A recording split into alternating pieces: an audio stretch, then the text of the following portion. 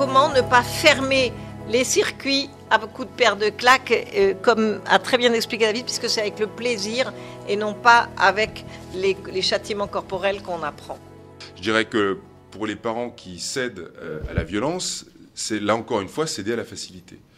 Voilà. Et c'est souvent une conséquence de ne pas avoir fait ces basiques-là au départ. Mais il y en a d'autres, évidemment. Hein. Je suis pas là pour... Et après, dans l'enseignement tout court, c'est par la qualité d'enseignement que le respect se fait aussi. Excédé par le comportement du petit, l'attrape par le bras, je me souviens, je vois encore la scène, il le soulève quasiment de terre, et le fait de l'avoir soulevé, il voulait lui donner un coup de pied dans les fesses, pour lui dire maintenant tu te calmes, et en fait le fait de l'avoir soulevé lui a fait rater son tir pour le coup, et ça lui a tapé dans le dos, mais en plein au milieu du dos.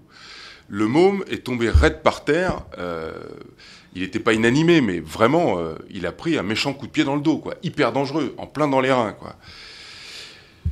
J'ai eu beau avoir fait beaucoup d'années de judo et de savoir me contrôler dans des situations compliquées et difficiles, je lui ai sauté à la gorge. Voilà, j'ai pas honte, enfin si, j'ai honte de le dire, mais ça a été la réponse de la violence par la violence pour ma part, sans doute dû à cette éducation à la noix, parce que ça m'a tellement pris par les tripes, pris par voilà, ça m'a révulsé complètement, et je l'ai attrapé et je lui ai dit, tu vois, la différence qu'il y a entre toi et lui, là, c'est la même différence qu'il y a entre toi et moi.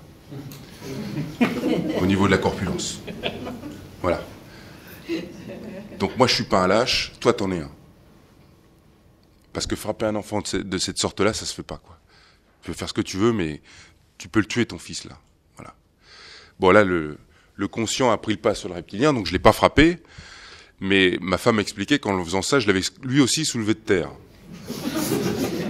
Et après, je l'ai jeté par terre. La première question qu'on me pose quand je commence à parler de la fessée, on dit pourquoi ? Pourquoi la fessée ? Il y a des choses beaucoup plus graves.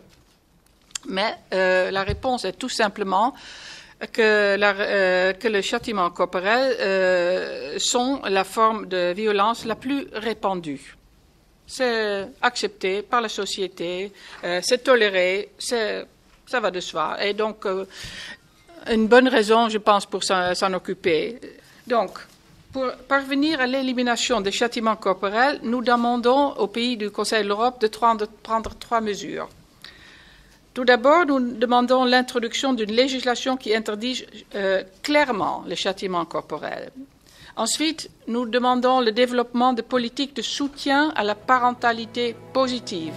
Edwige a le courage et le talent de porter, et qui n'est pas un débat si ancien dans notre pays, me semble-t-il, en tout cas de la manière dont il est posé. Et je pense qu'il ne faut pas sauter l'étape de la réflexion. Il faut faire attention aux mots qu'on utilise.